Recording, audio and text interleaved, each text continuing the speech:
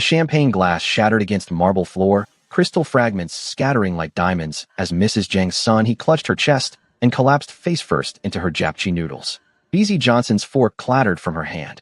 The elegant Seoul restaurant erupted into chaos around her, wealthy diners screaming, waiters frozen in shock, but BZ was already moving.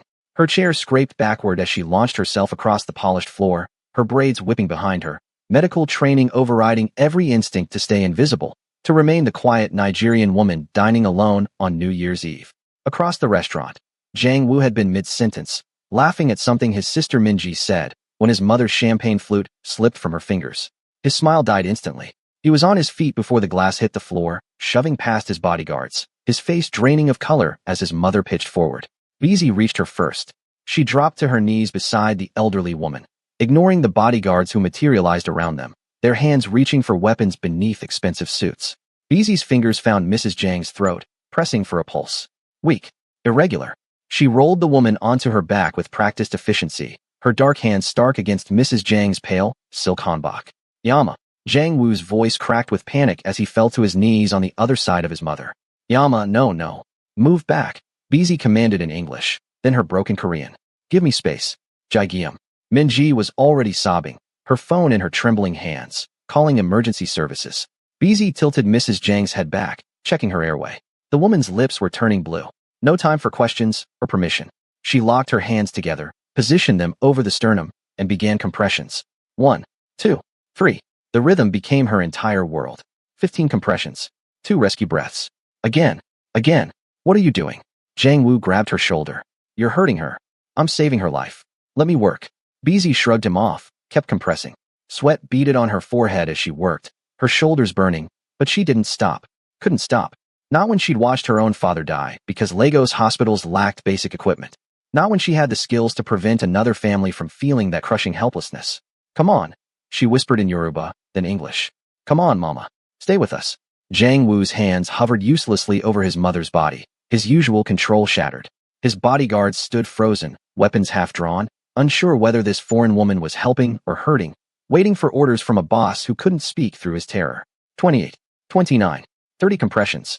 BZ prepared to give rescue breaths, but then Mrs. Zhang's body convulsed. She gasped, coughed, her eyes fluttering open.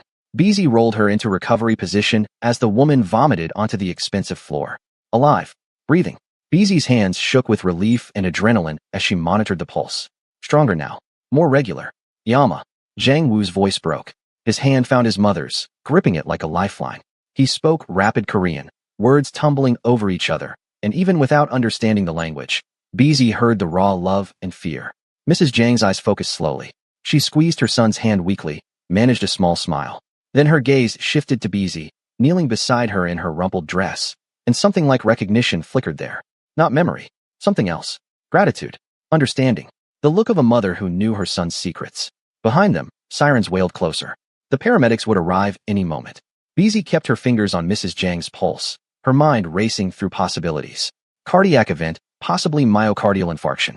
She needs immediate hospital care. She glanced up at Zhang Wu, ready to provide more medical details, and her world tilted sideways. She knew that face, those eyes, the small scar above his left eyebrow that he'd gotten from a biopsy 3 years ago. Mr. Park. Except his name wasn't Park. And judging by the way his expression shifted from grief to shock to something dangerous as recognition slammed into him, he knew exactly who she was too. Dr. BZ Johnson, the cardiac fellow at Johns Hopkins who treated him when his pancreatic cancer was still stage 3, who'd held his secret when he checked in under a false name, paid in cash, and made her swear on everything she held sacred that she would never reveal his diagnosis to anyone. Ever. The gratitude in his eyes hardened into something else. Calculation. His hand, which had been clutching his mother's, slowly steadied. When he spoke, his voice was controlled again, the vulnerability locked away behind walls of steel. You're a doctor. Yes. A good one, I think. His eyes bored into hers, and she saw the unspoken question. The threat. The memory of Baltimore hanging between them like a blade. I do my best, BZ said carefully, her heart hammering against her ribs. The paramedics burst through the door with a stretcher and equipment, their efficiency breaking the terrible tension. BZ stood, backing away to give them space, but Zhang Wu rose with her. He straightened his jacket, and just like that, the terrified son vanished. In his place stood a man radiating cold authority. Minji, go with Yama, he said to his sister. I'll follow.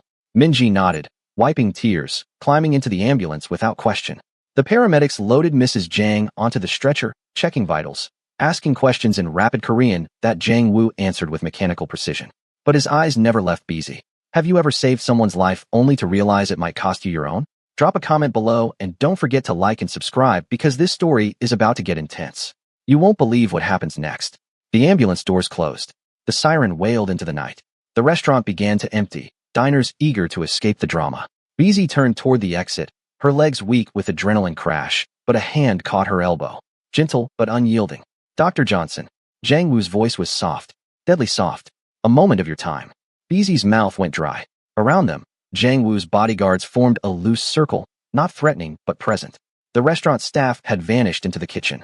They were alone in the dining room except for one elderly man still sitting at a corner table, watching with dark, intelligent eyes. I need to get home, Beezy said, trying to pull her arm free. It's late. My mother almost died tonight. Jang Woo's grip didn't tighten, but he didn't release her either. You saved her life. In my culture, that creates a debt I can never repay. Do you understand what that means? I was just doing my job. No, you did more than your job. You saw a stranger choking, and you didn't hesitate. You didn't ask permission. You didn't wait for someone else to help. His eyes searched her face. Most people freeze in moments like that. But you moved like you'd been waiting for the chance to save someone. The observation cut too close to truth. Beezy had been waiting. Waiting since she'd watched her father die in a Lagos hospital, helpless despite all her medical knowledge. Waiting to prove that her skills mattered, that she could prevent one more family from feeling that hollow grief. I'm glad I could help, she said carefully. Now please, I really should. Tell me something, Dr. Johnson. He released her arm but stepped closer, voice dropping to a whisper that somehow felt more threatening than shouting. What brings a Johns Hopkins-trained cardiologist to Seoul? A year-long research fellowship at a university hospital. That's what my assistant found in the 30 minutes since you saved my mother's life. Very impressive credentials. Very prestigious position. But it doesn't quite add up, does it? I slid down Beezy's spine. What doesn't add up? A woman with your skills could be at any top hospital in America, making 3 times the salary, building a private practice.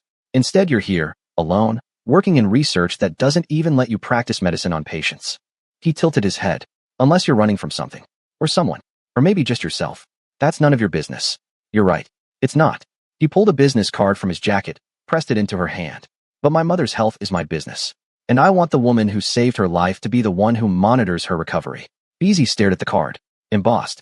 Expensive. Just a name and phone number. No title. No company. I can't. I'm not licensed to practice in Korea. I can make recommendations to her doctors, but I'll handle the paperwork. The licenses. Whatever barriers exist. His voice softened slightly. Please. She'll be in the hospital for at least a week. I'm asking you to visit her. To make sure she's receiving proper care. As a favor to a grateful son. It sounded reasonable. Kind, even. But Beezy saw the trap behind the request. If she agreed, she'd be pulled into his orbit. And once she was close, he could watch her. Control her. Make sure the woman who knew his deadliest secret never had the chance to reveal it. Why me? She asked quietly. There are excellent cardiologists in Seoul. Because you already know. The words hung between them like a confession. You know what I'm hiding. What I can't let anyone in my world discover. And you kept that secret once before, even when I disappeared without explanation. That tells me something about your character. It tells you I respect patient confidentiality. It tells me you understand loyalty. And in my business, loyalty is rarer than diamonds. He glanced toward the elderly man still sitting in the corner, and some silent communication passed between them. My car will take you home. Tomorrow morning, someone will contact you about visiting my mother. You don't have to decide tonight. Just think about it. Before Beezy could argue, he was walking away, his bodyguards falling into formation around him. The elderly man stood, bowed slightly to Beezy with surprising respect, then followed. In seconds, they were gone, leaving her alone with the business card burning in her palm. Outside, a black Mercedes idled at the curb. The same one that had brought Jang Woo to the restaurant, she realized. A bodyguard opened the rear door, waiting. Beezy's apartment was 40 minutes away by subway. It was past midnight. Seoul streets were crowded with New Year's Eve revelers, many drunk, some aggressive. She got in the car. The driver said nothing as they pulled into traffic. The leather interior smelled like expensive cologne and danger. Beezy watched the city blur past, neon signs in Korean and English advertising everything from cosmetics to karaoke rooms. She'd been in Seoul for 8 months and still felt like a ghost passing through other people's lives. No friends. No connections. Just work and solitude and the ghost of her father's disappointment that she'd run away from home instead of staying to fix Nigeria's broken healthcare system. The car stopped outside her building in Mapogu, a modest apartment complex that housed mostly students and young professionals. The bodyguard opened her door, handed her a bag she hadn't noticed on the seat. From Jangnim, he said in careful English. Payment for services. Beezy looked inside. Cash. Stacks of Korean won that probably amounted to more than her monthly fellowship stipend. She tried to hand it back. I don't want. Please accept. Refusing gift causes dishonor. The bodyguard's expression was carefully neutral, but she heard the warning underneath. Rejecting Jang Woo's gratitude would be an insult, and insulting a man like him was dangerous. She took the bag. Thank you. The Mercedes pulled away the moment she stepped onto the sidewalk. Beezy climbed the stairs to her fourth-floor apartment, her hands shaking as she unlocked the door. Inside, she dropped the money on her tiny kitchen table and sank onto her second-hand sofa. What had she done? Saving Mrs. Jang had been instinct, pure medical reflex. But now she was tangled in something dark and complicated with a man whose dying body held secrets that could get them both killed. Her phone buzzed. Unknown number. A text in English. Mother is stable. Asking for the African angel who saved her. Hospital visiting hours begin at 9 a.m. I'll send a car. JW. Would you trust a dangerous man who says he owes you a debt? Comment your thoughts below, and don't forget to smash that like button and subscribe for the next part of this wild story. Beezy didn't sleep. She sat at her kitchen table, staring at the money Jang Woo had sent, watching dawn light creep across her apartment's beige walls. By 8:30 a.m., she'd made her decision. She would visit Mrs. Jang once. Make sure the woman was receiving proper care. Then she'd extract herself from this situation before it became more complicated. At 8:55, her doorbell rang. A different bodyguard this time, younger, with a polite smile. Dr. Johnson? Ready? The Mercedes took her to one of Seoul's most exclusive private hospitals, where money bought privacy and discretion. No crowded waiting rooms here. No fluorescent lights or antiseptic smell. Everything was wood paneling and soft music and nurses who moved like they'd trained at five-star hotels. Mrs. Jang's room was on the top floor, in a suite that looked more like a luxury apartment than a hospital space. Floor-to-ceiling windows overlooked the Han River. Fresh flowers perfumed the air, and in a bed that probably cost more than Beezy's yearly rent, Mrs. Jang sat propped against silk pillows, looking fragile but alert. You came, she said in English, her face lighting up. My angel. Beezy approached the bed, automatically checking the monitors displaying heart rate and blood pressure. How are you feeling, Mrs. Jang? Please, call me Sunny. And I'm feeling grateful. The doctors told me what you did. They said without your quick action, I would have died on that restaurant floor. Her eyes welled with tears. You gave me more time with my children. How can I ever repay such a gift? You don't need to repay anything. I'm just glad you're okay. Beezy pulled up a chair, settled into her professional mode. Do you remember what happened? Any symptoms before you collapsed? Sunhee described chest tightness that had started during the appetizer course, radiating down her left arm. Classic heart attack symptoms she'd ignored, not wanting to ruin the New Year's Eve dinner. Wu had been planning it for weeks. He's so busy, you understand. Getting him to sit down for a family meal is like catching moonlight. He seems very devoted to you. He is. Too devoted sometimes. He carries too much weight on those shoulders. Sunhee's expression turned shrewd. He told me you knew each other before. In America. That you treated him for something he doesn't want to discuss. Beezy's professional mask slipped. Mrs. Jang. I'm his mother. I know my son is sick. I've known for over a year. She reached out, grasped Beezy's hand with surprising strength. I'm not asking you to break any oaths. I'm asking you to help him. He's too proud to admit he needs help. Too stubborn to show weakness. But you saved my life. Maybe you can save his too. Before Beezy could respond, the door opened. Jang Woo entered carrying a tray with traditional Korean porridge and side dishes. He stopped short when he saw Beezy, and something flickered across his face. Relief? Suspicion? It was gone too quickly to read. Dr. Johnson, thank you for coming. He set the tray on his mother's bedside table with careful precision. I brought Jug from your favorite restaurant, Yama, the one that makes it the way grandmother used to. You're a good son. Sunhee smiled, but her eyes moved between them with obvious calculation. Dr. Johnson and I were just talking about you. Nothing good, I hope, Jang Woo said lightly, but tension radiated from his shoulders. Only the truth. That you work too hard. That you need someone to look after you the way you look after everyone else. Son, he turned to Beezy. My son thinks he's invincible. Perhaps you could convince him otherwise. The air in the room grew thick. Jang Woo's jaw tightened. Yama, Dr. Johnson is here to check on you. Not listen to a mother's complaints about her ungrateful son. I'm not complaining. I'm observing. Sunny's voice took on the steel that probably raised a man who commanded an empire. And I observe that you look tired. Thinner than you were 6 months ago. You think I don't notice, but I'm not blind. I'm fine. You're not fine. And I'm tired of pretending not to see it. She looked at Beezy. Doctor, would you say my son looks healthy to you? It was a trap. Answer honestly and betray Jang Woo's secret. Lie and lose Sunny's trust. BZ chose the middle path. I need to do a proper examination to make any medical assessment. Then examine him. Son, he crossed her arms. Right now? Or I will discharge myself from this hospital and refuse all further treatment. Yama, you can't. Watch me. She reached for the 4 in her arm. Stop. Zhang Wu grabbed her hand gently but firmly. His expression cycled through anger, frustration, resignation. Finally, he looked at BZ. Would you mind stepping outside for a moment? I need to speak with my mother privately. BZ fled into the hallway. Through the door, she heard raised voices in Korean. Sun He's sharp and commanding. Zhang Wu's lower but just as intense. The argument lasted 5 minutes. Then silence. Then the door opened. Zhang Wu stepped out, his face carved from ice. My mother is a manipulative woman who uses her health as a bargaining chip. I apologize for putting you in that position. She loves you. She's scared. She's meddling. He ran a hand through his hair, a crack in his composure. But she's also recovering from a heart attack, and stress is dangerous for her condition. So I'm going to ask you something, and I need you to be honest. Can you keep a secret from my mother while also keeping her alive? That depends on the secret. The secret is that I'm dying, and I don't want her spending her remaining years watching me waste away. His voice dropped to barely a whisper. I want her to remember me strong, capable, not the sick, weak thing I'm becoming. BZ's chest tightened. That's not your choice to make. She deserves to know. To say goodbye properly if it comes to that. Goodbye. He laughed bitterly. Doctor, I don't plan on dying anytime soon. I plan on fighting this until my body gives out. But I'll do it quietly, without an audience, without turning my mother into a grief-stricken widow before her time. Noble. Stupid, but noble. BZ leaned against the wall. Here's what I think. You can't protect her from pain by hiding the truth. You're just making it worse. When she finds out, and she'll be devastated that you lied. And if I tell her now, she'll be devastated immediately. At least my way buys her some happiness. Happiness built on lies isn't real happiness. Maybe not, but it's all I can give her. He straightened his jacket, mask sliding back into place. Will you help me or not? BZ stared at him. This man who was equal parts criminal and devoted son, who killed to protect his empire, but brought his mother porridge from her favorite restaurant. I'll make you a deal. I'll help monitor your mother's recovery. I'll even do regular checkups on you. Make sure you're managing your condition properly. But you have to promise me something. What? If your condition worsens, if you're actively dying, you tell her.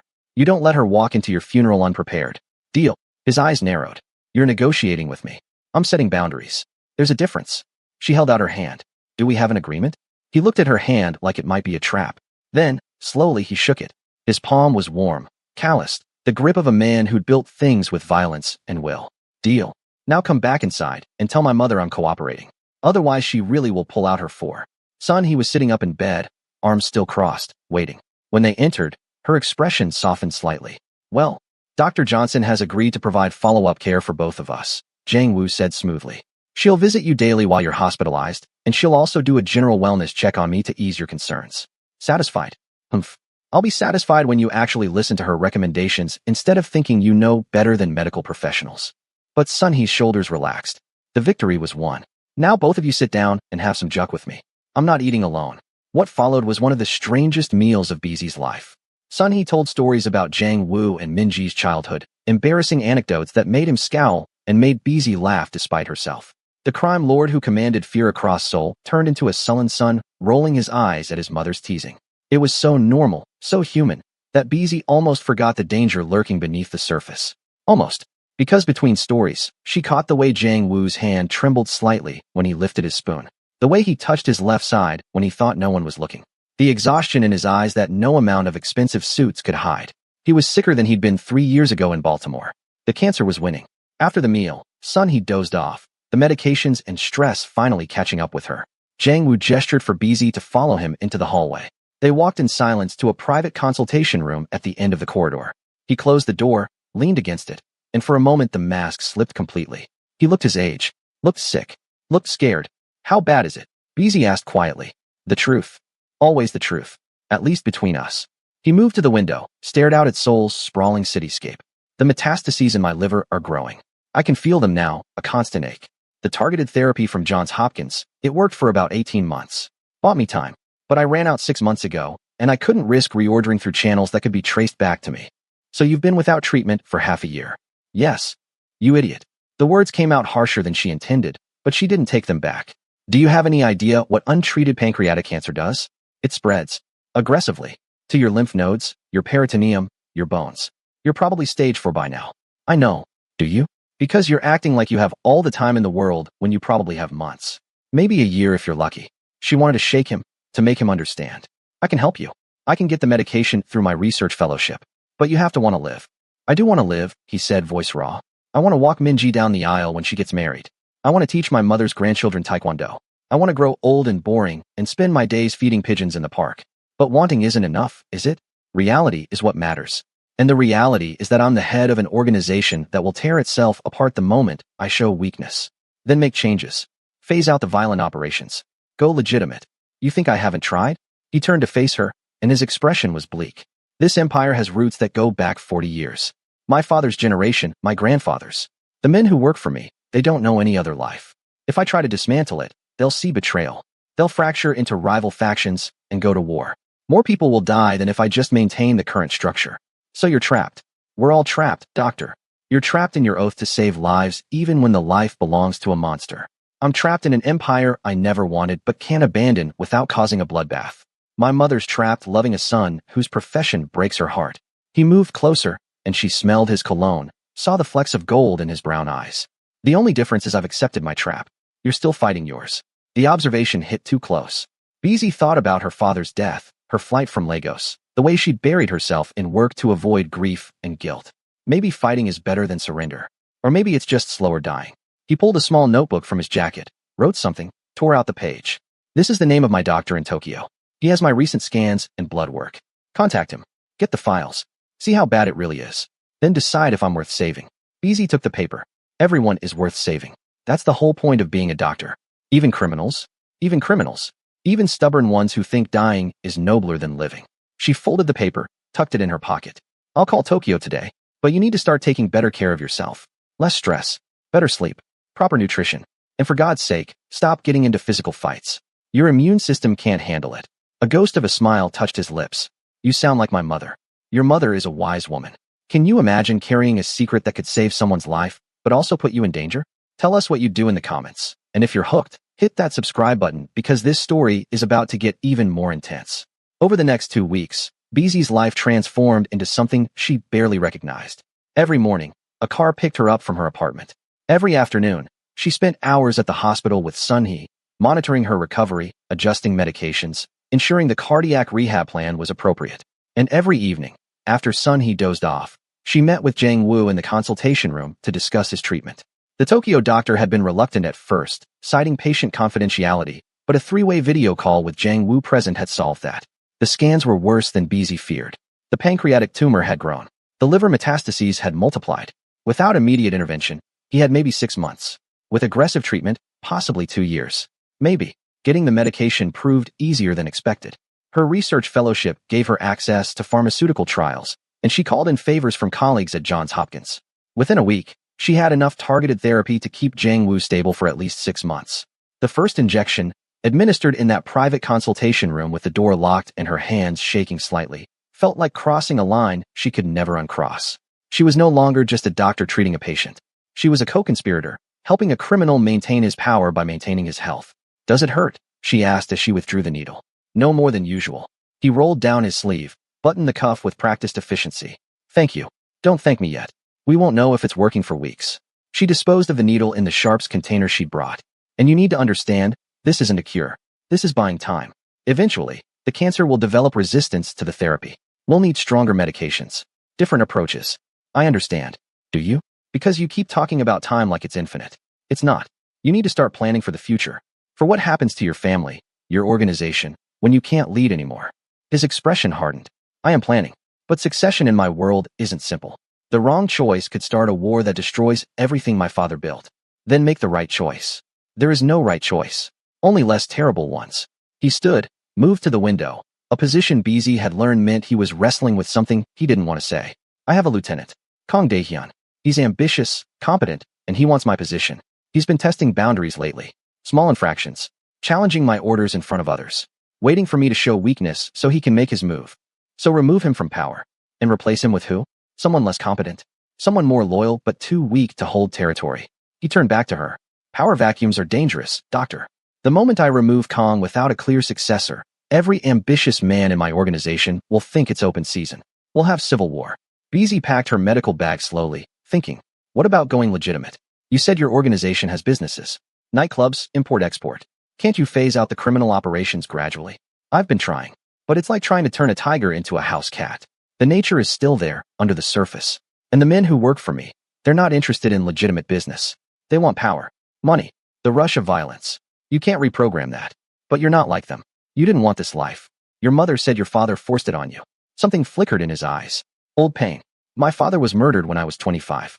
Shot in the street by a rival gang trying to take our territory. I was in graduate school in Tokyo, studying business, planning to work in finance. Then I got the call that changed everything. Come home. Take over. Protect your mother and sister, or watch them be killed as a message to anyone who challenges the new order. So you sacrificed your future for them. I did what any son would do. And I discovered I was good at it. Too good. I built alliances. Eliminated threats. Expanded operations. Made us untouchable. His voice turned bitter. The irony is that in protecting them from danger, I became the danger. My mother loves me, but fears what I do. Minji doesn't even know the full extent of it.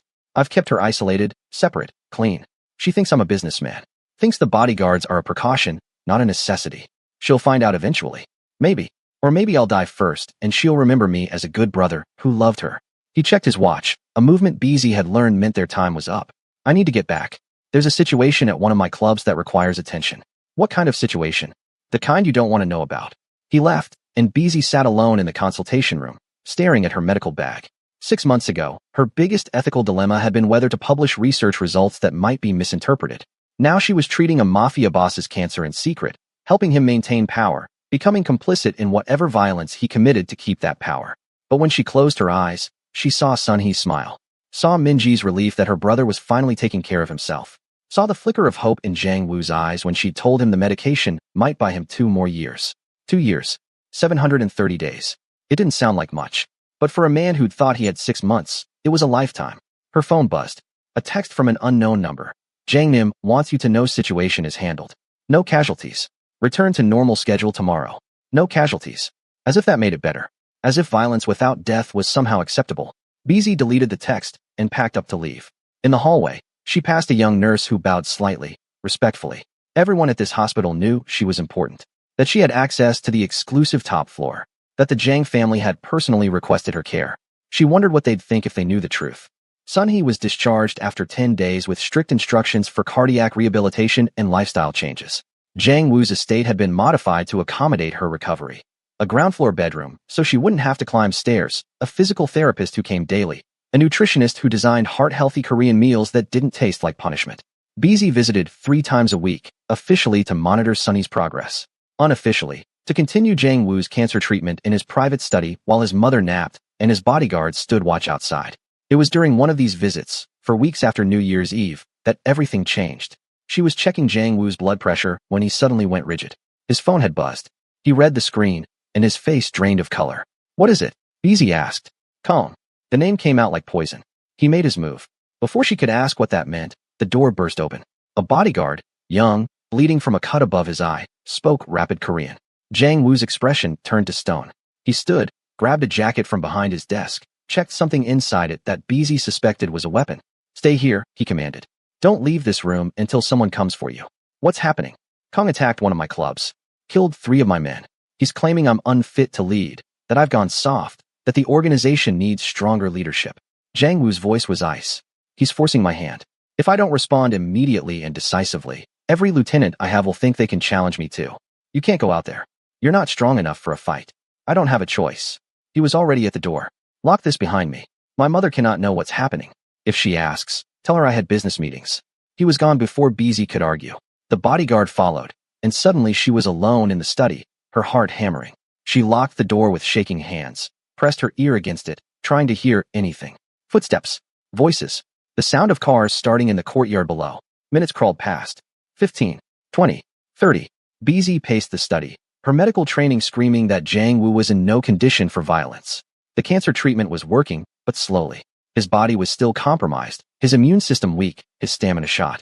One hard hit in the wrong place could rupture something. Could kill him faster than any tumor. A soft knock made her jump. Dr. Johnson? It was Minji's voice, worried. Are you in there? I heard shouting. Where's my brother? BZ unlocked the door. Minji stood in the hallway, elegant in a cream sweater and jeans, her expression confused rather than frightened. She really didn't know what her brother did. What he was? He had urgent business, Beezy said carefully. He said he'd be back soon. What kind of business requires bodyguards to run through the house like there's an emergency? Minji pushed past her into the study, looked around as if expecting to find answers in the furniture. Something's wrong. Wu has been acting strange for weeks. Tense, angry, and now this. I'm sure everything is fine. Stop lying. Minji whirled on her, and Beezy saw the steel underneath the gentle exterior. She was her mother's daughter, after all. Everyone treats me like I'm made of glass. Like I can't handle reality. But I'm not stupid. I know my brother isn't just a businessman. I know the security consultants who work for him carry guns. I know the clubs he owns are fronts for other things. Then why haven't you said anything? Because he's my brother and I love him. Because our father died violently and Wu stepped up to protect us when he could have run. Because every choice he's made, every terrible thing he's done, he did it so our mother and I could sleep safely at night. Minji's eyes filled with tears. But I also know he's sick. I've known for months. I found his medication hidden in his office. I researched the drug name online. Pancreatic cancer. Stage 3, maybe stage 4 by now. Beezy's professional mask cracked. He doesn't want you to know. Well, I know. And I'm terrified. Because if he's dying, what happens to all of this? What happens to the men who depend on him? What happens when someone decides to take his place? She sank into the leather chair behind Jiang Wu's desk. That's what this is about, isn't it? Someone's challenging him because they sense weakness. Before Beezy could answer, her phone rang. Unknown number. She answered, her hand trembling. Hello. Dr. Johnson. It was Jiang Wu's voice, strained, breathing hard. I need you to listen carefully. I'm bringing someone to the estate who's been injured. Gunshot wound to the shoulder, through and through, but he's losing blood. Can you treat him? I'm a cardiologist, not a trauma surgeon. Can you keep him alive until I can get a real surgeon here?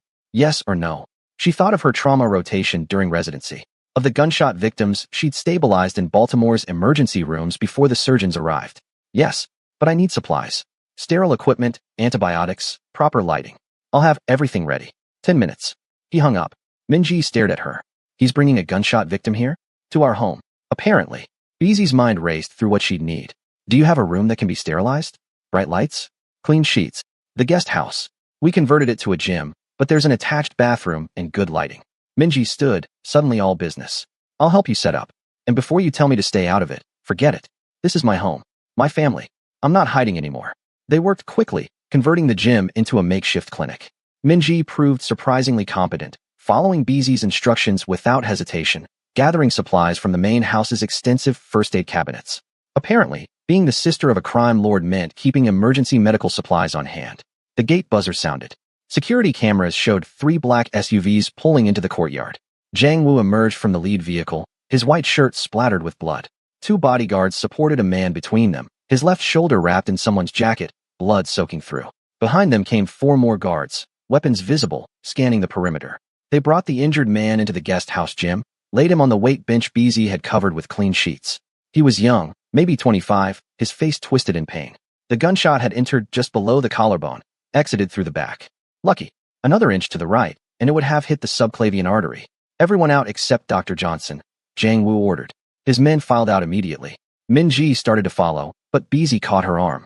I need an assistant. She stays. Jiang Wu looked ready to argue, saw his sister's determined expression, and nodded curtly. Fine. But what you see here, what you hear, it never leaves this room. Understood. Understood, Minji said. For the next 90 minutes, Beezy worked to save a man whose name she never learned. She irrigated the wound, checked for bullet fragments, packed it with gauze to stop the bleeding. Minji handed her instruments, held the man down when he thrashed, never flinched when blood sprayed across her expensive sweater. Jiang Wu stood in the corner, silent, watching. His knuckles were bruised. There was a cut on his cheek. But he was alive, standing, functional. Whatever had happened, he'd survived it. Talk to me, Beezy said as she worked. What happened out there? Kong attacked my club with 15 men. Killed 3 of mine, wounded 6. He wanted to make a statement. Jiang Wu's voice was flat, emotionless. I made a bigger one. His men are either dead or in the hospital. Kong himself is in the wind, but he won't run far. He knows if he doesn't finish this, I'll hunt him down. So this isn't over. No, it's just beginning. Would you risk everything to save someone who's being hunted? Drop your thoughts in the comments and smash that like button if you're on the edge of your seat. Don't forget to subscribe because the next part is going to blow your mind. The injured man, whose name turned out to be Ji-hoon, stabilized around midnight. The surgeon Jiang Wu had called arrived shortly after, a nervous man who clearly didn't want to be there, but was too afraid to refuse. He examined Beezy's work, nodded approvingly, gave Ji-hoon antibiotics and pain medication, then fled as quickly as he'd come. BZ and Minji scrubbed blood from their hands in the bathroom sink, neither speaking. Through the window, they could see Jang Woo in the courtyard, surrounded by his remaining men, giving orders in rapid Korean. His posture was rigid, controlled, but BZ saw the slight sway, the way he braced his hand against a car hood for support. He's going to collapse, she said quietly. He can't. Minji dried her hands, her expression grim. Not now. Not in front of them. The moment he shows weakness, they'll turn on him like wolves. Even after he just defended them, killed for them. Especially then. In this world, strength is everything. Loyalty only lasts as long as you're useful. Minji met her eyes in the mirror. You're from Nigeria, right? Lagos. Yes. I studied there for a semester during university. International Relations program. I saw how power works in places where government can't be trusted, where survival means building your own army, your own rules. She turned to face BZ directly. My brother's world isn't so different from what I saw in Lagos. It's tribal, brutal, and the moment a leader falters, someone else takes his place. Usually violently. That's why he can't tell anyone about the cancer. That's why he can't even admit he has cancer. To himself or anyone else. Minji's voice cracked. He's going to die fighting to seem strong instead of living by admitting he's human. And I don't know how to stop him. They walked back to the main house together. He was asleep. Thank God. Sedated by the sleeping medication BZ had prescribed. She'd never know about the violence that had erupted around her tonight. Never know her son had killed men to maintain control. In the kitchen, BZ made tea while Minji sat at the marble counter, looking lost. How long does he have? Minji asked finally. With treatment? Maybe 2 years. Without it? 6 months. And you're treating him? I am. Why? You don't owe him anything. You could walk away from this mess, go back to your research, pretend you never met us. Minji studied her with uncomfortably perceptive eyes. But you're not going to, are you? BZ poured tea into delicate cups, buying time to formulate an answer. Your mother saved my life in a way she doesn't understand. When I saved her, when she held my hand and called me an angel, something in me woke up. Something that had been dead since my father died. Purpose. Connection. The feeling that I matter to someone. So you're staying because you're lonely. I'm staying because your family, as complicated and dangerous as it is, makes me feel less alone than I've felt in years. BZ sipped her tea, let the warmth spread through her chest. Also because your brother will die without proper medical care, and I can't let that happen. Not when I have the skills to prevent it. Even though helping him means becoming part of his world, part of the violence. I'm not part of the violence. I'm part of the healing. Is there a difference? Minji asked softly. When you patch up his men so they can go out and fight again. When you keep him healthy so he can lead an organization built on fear. Aren't you enabling it all? The question haunted BZ for the rest of the night. She tried to sleep in the guest room Minji had prepared, but Dawn found her staring at the ceiling, wrestling with morality. Minji was right. Every injection she gave Jang Woo, every wound she treated, every piece of medical advice she offered, it all kept the machine running, kept the violence churning. But what was the alternative? Let him die? Watch He bury her son. See Minji lose the brother who'd sacrificed everything for her. At 6 a.m., BZ gave up on sleep. She dressed, walked downstairs, found Jang Woo in his study. He was at his desk, still wearing the blood-stained shirt from last night, studying documents with red-rimmed eyes. He looked up when she entered, and for a moment she saw straight through to the exhaustion underneath. You should be resting, she said. So should you. I tried. Couldn't. She closed the door, moved closer. How are you feeling? Any pain? Nausea? I'm fine. You're not fine. You fought tonight. Your body is already compromised, and you went out there and... She stopped, took a breath. Let me examine you. Later. Now. She pulled the stethoscope from her bag. Or I walk out that door and don't come back, and you can explain to your mother why her doctor abandoned her. His eyes flashed with anger, then resignation. He unbuttoned his shirt with mechanical precision. Bruises were already forming across his ribs, a deep purple that made BZ wince. She pressed gently, felt him flinch. Possible cracked rib. Maybe 2. You need an x-ray. No hospitals. Too many questions. Then you need to rest. No physical activity for at least a week. Not possible. Kong is still out there. If I hide, if I show weakness, he'll come back with more men. Jang Woo caught her wrist as she moved the stethoscope. You don't understand how this works, doctor. In my world, you're either the hunter or the prey. There's no middle ground. Then change your world. I'm trying. But change takes time, and time is the one thing I don't have. He released her wrist, looked away. Last night, I killed 4 men. Shot them myself because I couldn't let my men do all the work, couldn't let them think I was weak. And you know what the worst part is? What? It was easy. Easier than it should be. I didn't hesitate. Didn't feel guilt. I just did what needed to be done. His voice dropped to a whisper.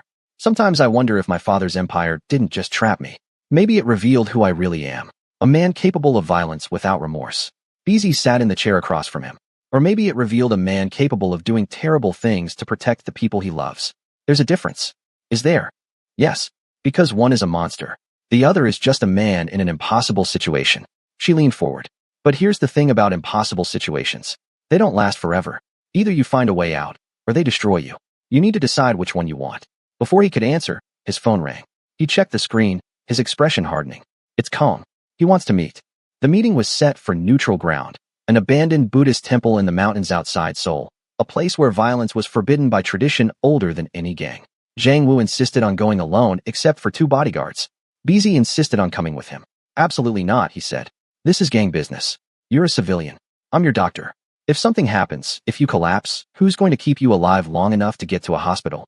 She crossed her arms. Besides, neutral ground means no violence. You said so yourself. I'll be safe. Neutral ground is a suggestion, not a law. If Kong decides to break tradition, things will get bloody fast. Then take more men. I can't. Showing up with an army makes me look scared. Scared leaders don't last long. He studied her face, seemed to be weighing something. Why do you want to come? Because I don't trust you to take care of yourself. Because your ribs are cracked and you're running on adrenaline and stubbornness. Because if you die out there, your mother and sister lose everything, and I can't let that happen. Something shifted in his expression. Not quite softness, but close. You care about them. I do. What about me? Do you care about me, or just the patient I represent? The question caught her off guard. She thought about the past month, the hours spent in his study, administering treatment, talking about everything from Korean history to Nigerian politics to the nature of power and responsibility. She thought about how he listened when she spoke, really listened, like her words mattered. How he'd arranged for her apartment building to get better security after she mentioned feeling unsafe walking home at night. How he remembered she liked her tea with honey, even though she'd only mentioned it once. I care, she admitted quietly. More than I probably should. Good. He grabbed his coat. Because you're going to need that stubbornness to keep me alive. Let's go. The drive took 90 minutes, winding up mountain roads still dusted with snow. The temple appeared like something from a dream. Curved roofs and stone walls weathered by centuries. Prayer flags snapped in the wind. A few monks tended the grounds, pretending not to notice the expensive cars arriving. Kong was already there, standing in the temple courtyard with 5 men. He was older than BZ expected, maybe 45, with silver threaded through his black hair and a face that might have been handsome if not for the cruelty in his eyes. When he saw Zhang Wu, he smiled. You brought a woman, he said in English, clearly for BZ's benefit. How progressive. Let me guess. The African doctor who saved your mother? Word spreads fast in our circles. Dr. Johnson is here in a medical capacity. Zhang Wu's voice was ice. You asked for this meeting. Talk. I'm offering you a way out. Retire. Step down voluntarily. Name me as your successor, and I'll make sure your mother and sister remain untouched. You can live out your remaining days in peace. Remaining days? Zhang Wu's expression didn't change. What makes you think my days are numbered? Please. You look like death. You've lost weight. You move like a man in pain. And you brought a doctor to a business meeting. Kang's smile widened. You're sick, Zhang. Dying, probably. And you're too proud to admit it. But I'm giving you a choice. Step down now with dignity, or I'll take everything by force, and your family will suffer for your stubbornness. You threaten my family to my face. On sacred ground. Zhang Wu's voice dropped to a whisper that somehow carried more menace than shouting. That's bold. That's reality. You're weak. I'm strong. This is how succession works in our world. Kong took a step closer. Or maybe you'd prefer to settle this the old way. Single combat. You and me. Winner takes the organization. BZ's heart dropped. Zhang Wu couldn't fight. Not with cracked ribs and a body ravaged by cancer. He'd lose. Maybe die. But Zhang Wu just laughed. You want single combat? Fine. Choose your weapon. No weapons. Just fists. Kong started removing his jacket. Like real men. Stop. BZ stepped between them before she could think better of it. This is insane. You can't fight. Either of you. This is the 21st century, not some feudal drama. Stay out of this, doctor, Kong said. This is between men. I'm not staying out of anything. I'm a medical professional, and I'm telling you both that violence solves nothing. You want succession? Negotiate it. Create a leadership structure that doesn't depend on one man being invincible. She turned to Zhang Wu. You're smarter than this. Use your brain, not your fists. She's right, a new voice said. Everyone turned. An elderly man emerged from the temple, wearing simple monk's robes. The same man who'd been sitting in the restaurant on New Year's Eve, BZ realized. The one who'd watched everything. Violence on sacred ground brings bad fortune to all involved. Perhaps there's another way. And who are you? Kong demanded. Someone older than both your fathers. Someone who remembers when this organization wasn't built on blood, but on community. Protection. Mutual support. The monk's eyes were sharp despite his age. You both want what's best for your people, yes? Then find a solution that doesn't require anyone to die. Easy for you to say, Kong sneered. You don't have skin in this game, don't I? I've watched this organization destroy 3 generations of good men, turn sons into killers, mothers into widows, children into orphans. The monk looked at Jiang Wu. Your father came to me the week before he died, asked me to watch over you, to guide you if you ever sought guidance. I've been watching, waiting. This is your moment to choose a different path. Jiang Wu's mask cracked. My father never mentioned you.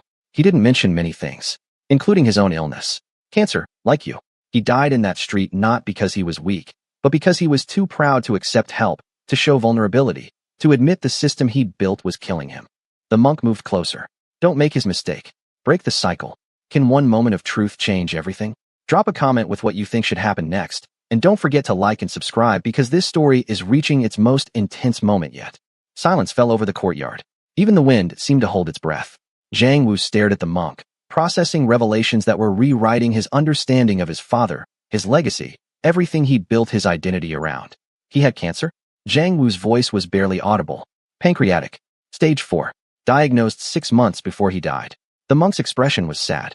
He thought if he could maintain control, hide his weakness, he'd have time to prepare you properly. Instead, his enemies sensed something was wrong. They struck before he was ready. And you inherited an empire soaked in blood before you were ready to lead it. Kong looked uncomfortable for the first time. This changes nothing. The old generation's problems aren't my concern. What matters is who leads now. It changes everything, Beezy said, finding her voice. Don't you see? The system is broken. It's killed Jiang Wu's father. It's killing him now. And it'll kill you too eventually, Kong, when the next ambitious man decides you're too weak to lead. She looked at both of them. You can keep playing this game until there's nobody left, or you can change the rules.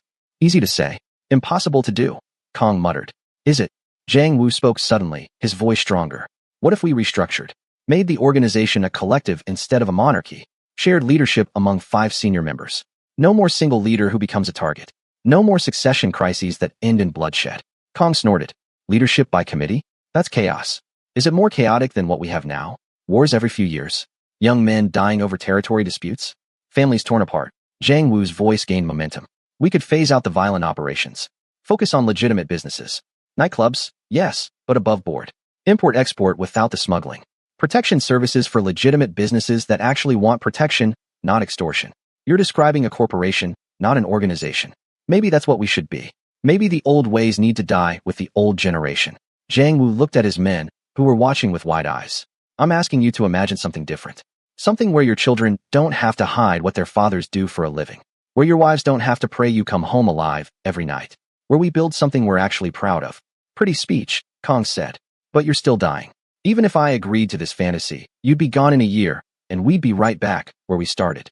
Then make it about more than me. Jiang Wu moved closer to Kong, ignoring the way his bodyguards tensed. You want power? Take it. Be part of the ruling council. Help me build something that outlasts both of us. Or kill me now and inherit an empire that will tear itself apart within months because everyone else will challenge you the way you're challenging me. The 2 men stared at each other. Beezy held her breath. Everything balanced on this moment, on whether Kang's ambition could be channeled into building instead of destroying. Finally, Kong spoke. 5-person council. Equal votes. You, me, and 3 others we agree on. All major decisions require majority approval. Phase transition to legitimate operations over 3 years. And full financial transparency among council members. Agreed. With one addition, my mother and sister remain off limits, no matter what. Anyone who threatens them answers to the entire council. Kong considered, then nodded. Deal. But I want it in writing. Contracts. Legal documents. I'm not trusting handshakes in this business. Smart man. Jiang Wu extended his hand. We'll have lawyers draft everything within a week. They shook, and something fundamental shifted in the courtyard. The bodyguards relaxed fractionally. The monk smiled. Beezy felt tears sting her eyes and blinked them away quickly. The meeting ended with logistics. Who would serve on the council? How to announce the change to the broader organization? Which operations to phase out first? Kong left with a curt nod, his men following. Beezy watched them drive away, hardly believing what had just happened. You did it, she said quietly. You actually changed the system. I tried to change the system, Jiang Wu corrected. Whether it works or collapses within a month remains to be seen. He turned to the monk. You said my father asked you to watch over me. Why wait until now to intervene? Because until now, you weren't ready to listen. You were too busy being the strong leader, the invincible boss. But illness has a way of stripping away pretense, doesn't it? Forces us to confront what really matters. The monk placed a hand on Jiang Wu's shoulder. Your father would be proud, not of the empire you maintained, but of the courage you showed today in tearing it down. I'm not tearing it down, just restructuring. Sometimes restructuring is the bravest form of destruction. The monk bowed slightly. I'll leave you now, but if you need guidance, you know where to find me. He disappeared back into the temple, leaving Bizi and Jiang Wu alone in the courtyard. Snow had started falling, soft white flakes that caught in Jiang Wu's dark hair. He looked exhausted but lighter somehow, like a weight had been lifted. How are your ribs? Bizi asked. Killing me, but worth it. He smiled, and it was the first genuine smile she'd seen from him. I thought I'd have to fight today. Thought I might die trying to prove I was strong enough to lead. Instead, I admitted I'm dying and convinced my worst enemy to help me build something better. Life is strange. Life is what you make it. She moved closer, felt snow melting on her cheeks. And you're making something good. We're making something good. None of this happens without you pushing me, challenging me, refusing to let me give up. His eyes met hers, and suddenly the cold didn't seem to matter. Thank you, Bizi Johnson, for saving my mother, for saving me, for seeing something in our broken family worth fighting for. Before she could respond, his bodyguard called out in Korean. Something urgent. Jiang Wu's expression darkened as he listened, then turned to her. We need to go, now. Minji called. There's a problem at the estate. They drove too fast down the mountain, the car skidding on patches of ice. Jiang Wu was on the phone, speaking rapid Korean, his face growing paler with every response. When he hung up, his hand was shaking. What happened? Bizi demanded. Kang's men. Before the meeting, before he knew about the deal, he sent a backup team to my estate. Insurance, he called it. They're holding Minji. The world tilted. Holding her where? For what? In the main house. They're demanding I surrender the organization to Kang completely, not this council compromise. They said if I'm not there in an hour with signed documents giving Kang full control, they'll kill her. His voice cracked. He didn't know. Kang didn't know his own men had gone rogue. He's heading there now to stop it. But they might not listen to him. They might panic and hurt her anyway. Bizi's medical training kicked into crisis mode. What about your mother? Where's Sunny? At her sister's house across the city. Thank God. If she was there, if she saw this, he couldn't finish the sentence. The car screeched into the estate's driveway 45 minutes later. For vehicles were already there. Two of Jiang Wu's, two that must belong to Kang. The front door stood open. Voices shouted inside, angry, frightened. Jiang Wu started to get out, but Bizi grabbed his arm. Wait, you can't just run in there. They're expecting you. They'll shoot the moment you appear. That's my sister. I know, which is why we need to be smart. She thought frantically. They don't know me. They saw me at the temple, but they don't know I'm connected to you beyond being a doctor. Let me go in first. Let me assess the situation. Absolutely not. I'm not sending you into. You don't have a choice. If you go in there, people die. If I go in, maybe I can talk them down. De-escalate. She was already opening the door. Trust me. I've talked down armed men in Lagos emergency rooms. I can do this. Before he could stop her, she was walking toward the house, hands visible, empty, moving slowly. One of Jiang Wu's bodyguards tried to intercept her, but she waved him off.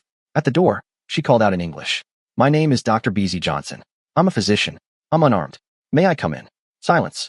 Then a voice, young, nervous, stay there. A man appeared in the doorway, early 20s, sweating despite the cold, holding a pistol with an unsteady grip. Behind him, she could see two more armed men in the foyer. And beyond them, Minji, sitting on the stairs, her face pale but composed. I'm a doctor, Bizi repeated. Not a fighter. Not a threat. I just want to make sure nobody gets hurt. Too late for that, the young man said. Jiang needs to surrender, or his sister dies. Jiang is willing to negotiate. But first, I need to check on Minji. Make sure she's okay. That's all. 2 minutes. Then I'll leave and you can continue your negotiations. She kept her voice calm, soothing, the same tone she used with panicked patients. Please. She's just a woman caught in the middle of men's business. Let me make sure she's not injured. The young man hesitated, looked back at his companions. One of them shrugged. Fine. 2 minutes. But we watch you. Bizi entered slowly, walked to Minji, knelt beside her. Are you hurt? She whispered. No. Scared, but not hurt. Minji's voice was steady, braver than Bizi would have been in her position. They came in an hour ago. Said they were following Kang's backup orders. But I heard them on the phone just now. Kang is furious. He's telling them to stand down, but they don't believe him. They think he's been compromised. Can you walk? Yes, but they won't let me leave. They said I'm leverage until Wu surrenders everything. Bizi's mind raced. 3 armed men, all young, all frightened of their own boldness. The situation was unstable, likely to explode the moment Jiang Wu showed himself. Unless she could shift the dynamic. She stood, faced the young man who seemed to be the leader. What's your name? Why does that matter? Because I want to know who I'm talking to. I'm Bizi. You are. Hyunwoo. Hyunwoo. Okay, can I ask you something? Do you have family? Parents? Siblings? He looked confused. Yeah. So, so imagine them in Minji's position, held hostage because of decisions other men made. How would you feel? This is different. Is it? She didn't choose this life. She's a gallery owner, an art lover. She's never hurt anyone, never been part of the organization's violence. She's just a sister who loves her brother. BZ moved closer, kept her voice gentle. You're young. You have your whole life ahead of you. But if you hurt her, if this ends badly, you'll spend that life in prison or running. Is that really what you want? I want what I was promised. Security, money, respect. But his voice wavered. Kong promised you that. And now Kong is outside telling you to stand down because the situation has changed. There's a new deal. A better deal. One where you don't have to choose between following orders and doing the right thing. She gestured toward the door. Let me bring Kong in. Let him explain. Give yourself a chance to walk away from this without blood on your hands. Hyunwoo looked at his companions. One of them was barely 18, she realized. Terrified. The third, older, maybe 30, seemed more calculating. He was the dangerous one. No tricks, the older man said. You bring Kong in, alone, or we start shooting. BZ nodded, walked slowly back to the door. Outside, Jang Woo was barely containing himself, his hands clenched into fists. Kong stood beside him, looking furious and worried in equal measure. They want you inside, BZ told Kong quietly. Alone. They don't trust that you actually called off the operation. Idiots. I never authorized holding his sister. This was supposed to be pressure, not kidnapping. Kong straightened his jacket. If they've hurt her, they haven't. But they're scared. Young men with guns and bad orders are unpredictable. You need to stay calm, convince them to stand down without making them feel stupid for following your original instructions. Kang's eyes narrowed. You're smarter than you look, Doctor. I've dealt with frightened men holding weapons before. Lagos has its own problems. She glanced at Jang Woo. Stay here. Let Kong handle his people. If you go in there, your presence will only escalate things. If anything happens to Minji, Jang Woo's voice was raw. Nothing will happen to her. I promise. BZ led Kong toward the house, praying she could keep that promise. Inside, the three men tensed when Kong entered. The older one raised his weapon slightly. Boss, we weren't sure the phone call was real. Thought maybe Jang had you under duress. I'm not under duress. I'm making a business decision. One that doesn't include terrorizing innocent women. Kang's voice was cold. Stand down. Now. That's an order. But you said. I said apply pressure. I didn't say take hostages. There's a difference. Kong moved closer to Hyunwoo. You want to be part of this organization? Then you follow orders, not your interpretation of orders. Let her go. The tension in the room was suffocating. BZ watched the three men exchange glances, saw the moment they made their decision. Hyunwoo lowered his weapon first. The younger one followed immediately. But the older man hesitated, his eyes calculating. How do we know this isn't a trap? That the moment we let her go, Jang doesn't kill us all for this disrespect. Because I'm guaranteeing your safety, Kong said. As part of the new council structure. You made a mistake, but you thought you were following my orders. That's understandable. You walk out of here now, this is forgotten. New council structure? The older man looked confused. Jang and I reached an agreement. Shared leadership. Transition to legitimate operations. It's a new era. Kang's voice softened slightly. One where men like you can build careers instead of just surviving day to day. But it only works if we start now, by letting this woman go and proving we're better than the old ways. Slowly, the older man lowered his weapon. Fine, but I want it in writing. Protection from retaliation. You'll have it. Kong gestured toward the door. Now get out of here before I change my mind about forgetting this happened. The three men filed out quickly. Through the window, BZ watched Jang Woo's bodyguards intercept them, patting them down, taking their weapons, but not detaining them. A show of the new order. Consequences, but not death. Minji stood on shaking legs. BZ caught her arm, steadied her.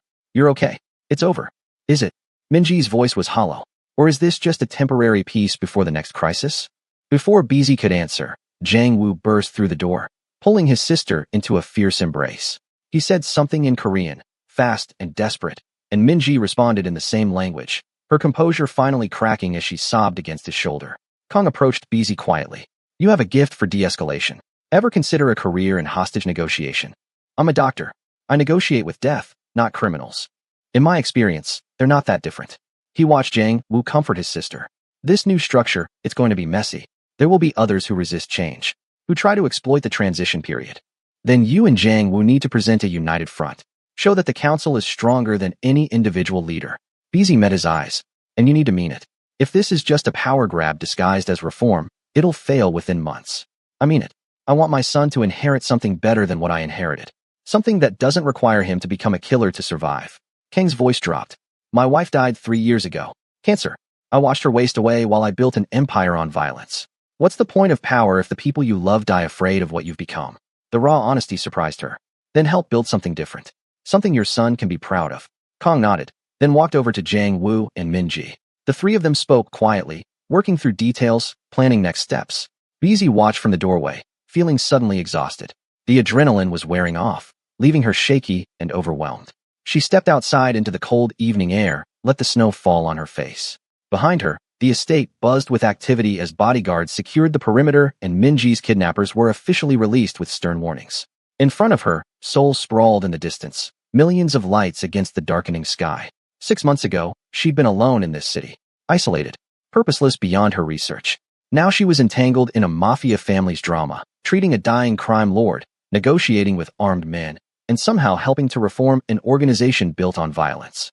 Her father would have been horrified, or maybe proud. She wasn't sure anymore. Dr. Johnson. Jiang Wu approached, Minji beside him. Both looked drained but relieved. I don't know how to thank you. What you did in there, talking to those men, convincing them to stand down, it saved my sister's life. I just talked. They made the choice. You did more than talk. You saw their humanity when everyone else just saw threats. Minji hugged her suddenly, fiercely. Thank you. For everything. For saving our mother. For helping my brother. For not running away when things got dangerous. Where would I run to? Bizi said softly. You're my family now. Strange, complicated, occasionally terrifying, but family. Jiang Wu's expression shifted, something warm breaking through the usual control. Then come inside. Have dinner with us. Minji is cooking, which means we'll probably order takeout halfway through, but the intention is there. They walked back into the house together, leaving the snow and the danger and the past behind. Inside, the kitchen was warm, full of the smell of Korean spices and the sound of Minji's laughter as she tried to remember her grandmother's recipe for kimchi jjigae. Bizi chopped vegetables while Jiang Wu made tea, moving carefully around his cracked ribs, and for a moment everything felt almost normal. Almost. Because tomorrow the real work would begin. Restructuring the organization. Managing Jiang Wu's treatment as his cancer progressed. Navigating the complicated politics of 5 strong personalities trying to lead together. Keeping Sunny healthy and happy without letting her see how close they'd all come to catastrophe. But tonight, they had this. Warmth, safety, family. And for Bizi Johnson, who'd spent so long running from grief and connection, it was more than enough.